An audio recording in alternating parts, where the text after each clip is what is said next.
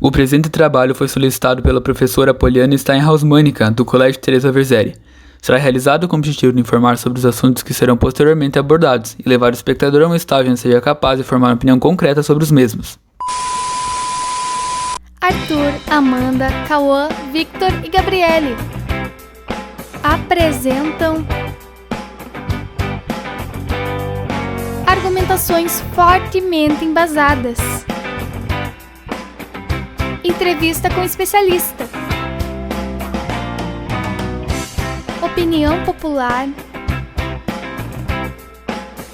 E muito mais. Somente aqui no Bioeticando. Sejam bem-vindos à primeira edição do Bioeticando, o programa que tem instiga a pensar. Você já sabe sobre o que vamos falar hoje? Esse é o quadro Desmembrando Conceitos.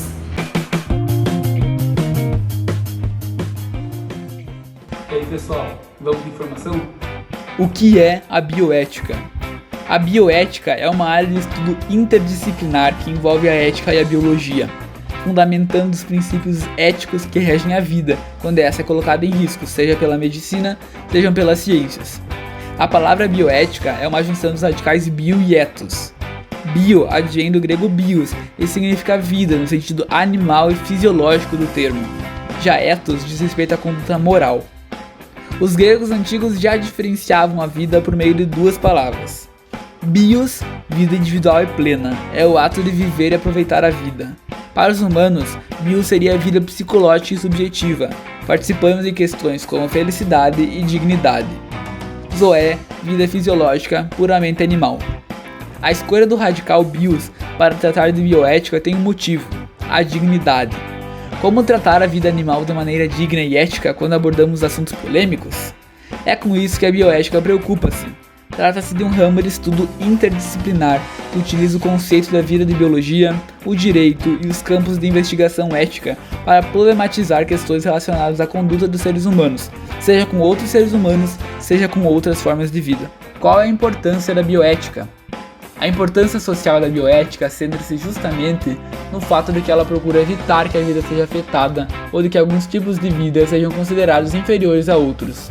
A bioética discute, por exemplo, a utilização de células-tronco embrionárias em suas mais diversas problemáticas, passando pela necessidade de abortar-se uma gestação para retirar tais células e pelos benefícios que os tratamentos obtidos por esse recurso podem promover para as pessoas. Também é tratado por estudiosos da bioética o respeito aos limites que devemos ter ao lidar com animais, seja para o cuidado, a alimentação, seja para a utilização comercial dos mesmos, pois são seres vivos, dotados de sentidos e capazes de sofrer. É isso aí pessoal, tenho certeza que vocês já estão preparados para o restante do programa. Vamos lá? A bioética trata de assuntos muito delicados, muitas vezes considerado tabu pela sociedade. Nosso programa selecionou alguns dos principais temas abordados pela bioética. Entre eles, médico e paciente, o cientista e cobaia, eutanásia e aborto ou assassinato assistido. Tudo isso se baseia na dignidade humana e no direito da escolha ou não. Como quase tudo dentro da filosofia, a bioética não fornece respostas. Fornece apenas perguntas como essas que amparam discussões justas sobre tais temas. Que tal nós darmos uma contextualizada no assunto? Esse é o quadro Historializando.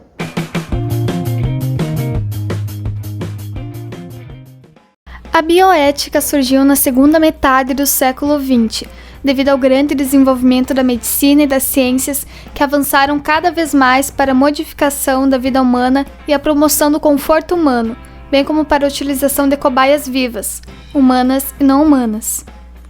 A fim de evitar horrores como os que foram vividos dentro dos campos de concentração nazistas e de técnicas médicas que ferissem os princípios vitais das pessoas, surgiu a bioética, como meio de problematizar o que está oculto na pesquisa científica ou na técnica médica quando elas envolvem a vida. As experiências médicas nazistas tornaram-se muito conhecidas desde os últimos tempos. Foram e são sinônimo de dor, crueldade e morte. Alguns exemplos de tais experiências seriam: extrair amostras sanguíneas diariamente. Às vezes injetavam o sangue de um irmão no outro e anotavam as reações. Elas variavam de severa dor de cabeça a febres altíssimas, que duravam dias até a morte. Outro exemplo, tentar injetar tinta nos olhos dos gêmeos para tentar alterar a pigmentação da íris, com o objetivo de determinar que características humanas eram genéticas e se elas podiam ser modificadas. Mas muitos sofriam infecções, morriam ou ficavam cegos. Outras vezes, tiravam órgãos de crianças ainda vivas, sem anestesia, para ver se sobreviviam. Essas foram apenas algumas das atrocidades realizadas pelo nazismo no século XX. Diante de tudo que foi dito, já percebe-se a importância da bioética na sociedade. Nosso programa selecionou 2 dos principais temas abordados por esse estudo: aborto e eutanásia. Você é a favor? Você é contra? Você vai ter a mesma opinião até o final do programa? Fique com a gente e descobrirá. Gabriele, é contigo. E aí, pessoal, hoje a gente vai falar um pouco sobre um assunto polêmico: aborto, certo ou errado? Quais seus prós e contras? E outros conceitos que você vai ver a seguir, só no Bioeticando. O aborto consiste na interrupção precoce de uma gestação anteriormente ao período perinatal, que na gravidez humana ocorre entre as 22 semanas de gestação até 7 dias após o nascimento. Segundo um estudo realizado pela OMS, Organização Mundial da Saúde, o aborto só é configurado quando a interrupção da gestação ocorre antes das 22 semanas de tal processo. Quando há ocorrência de uma gravidez indesejada, o uso de medicamentos ou outras substâncias de efeito abortivo se torna uma opção para interromper a gestação. Ainda que vistas como uma alternativa, o uso dessas substâncias é extremamente prejudicial para a vida da mulher, podendo até mesmo levar à morte.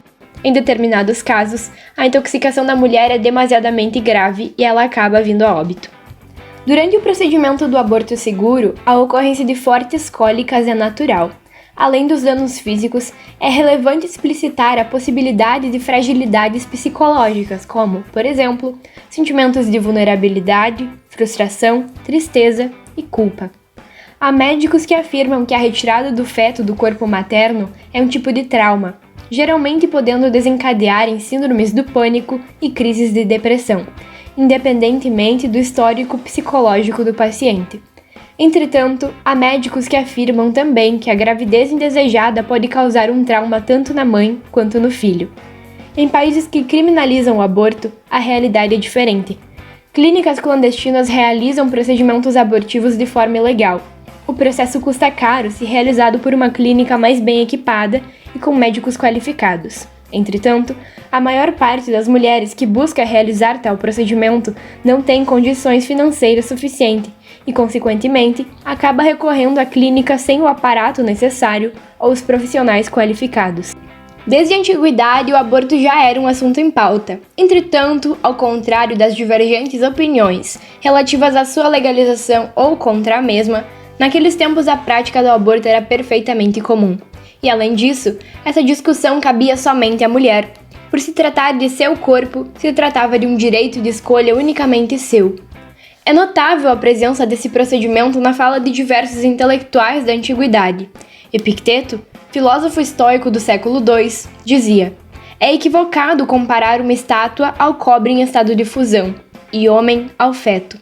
São Tomás de Aquino, teólogo cristão, afirmava: "A alma não é infundida antes da formação do corpo." Em contrapartida, Sorano de Éfeso, considerado pai da ginecologia e obstetrícia, desaprovava a prática do aborto por considerá-lo demasiadamente arriscado para o corpo da gestante. A legalização do aborto seria um projeto de lei aprovado em determinada nação, fazendo com que o procedimento abortivo se torne um processo legal e regulamentado, sendo realizado de forma mais segura e em um local apropriado para tal. No geral, são em torno de 63 países onde o aborto é considerado um procedimento legalizado, e, portanto, as mulheres que o realizam não são punidas judicialmente. O país pioneiro a tornar a prática legalizada foi a Rússia, em 1955.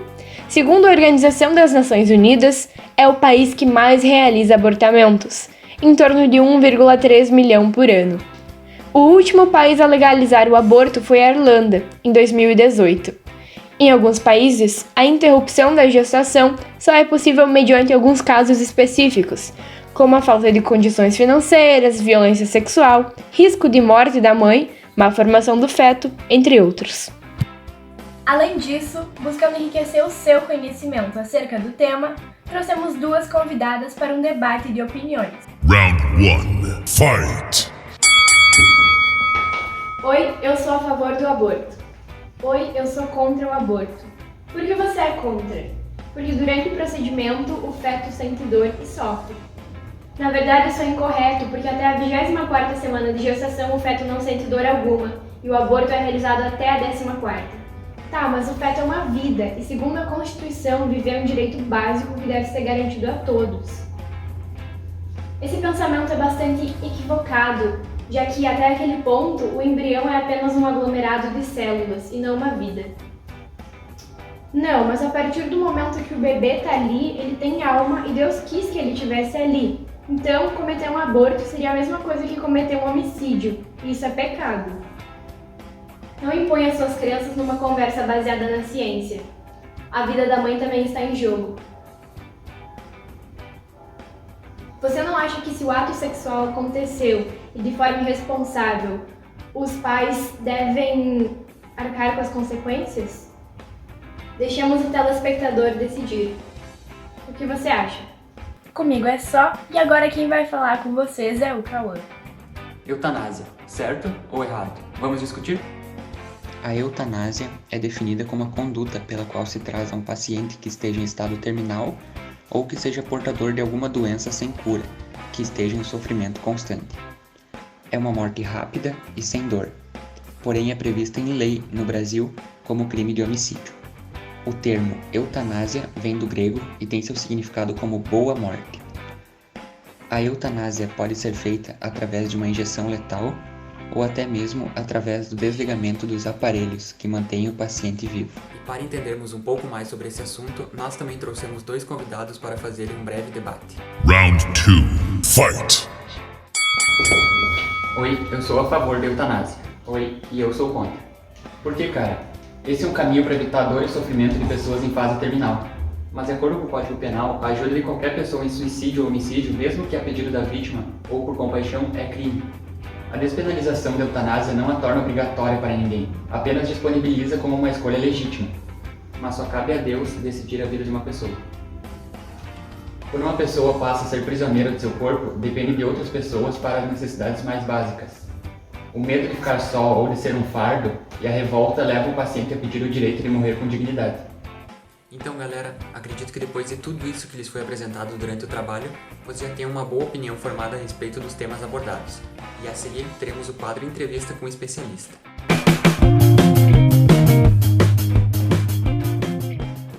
O quão importante é o código de ética durante a prática médica?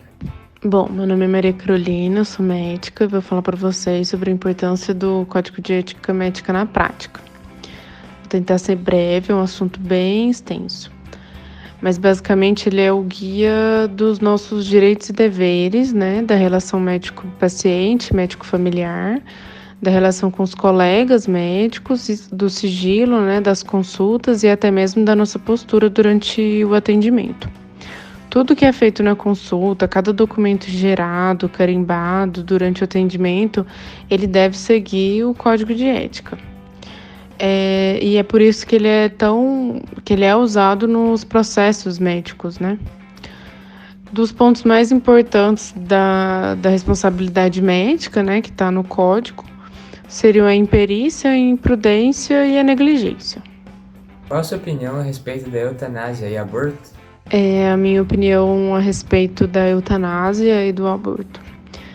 A questão da eutanásia eu acho que deve ser muito bem individualizada, mas a minha opinião profissional é que enquanto existirem medidas e tratamentos paliativos, eu não acho que deve ser uma opção.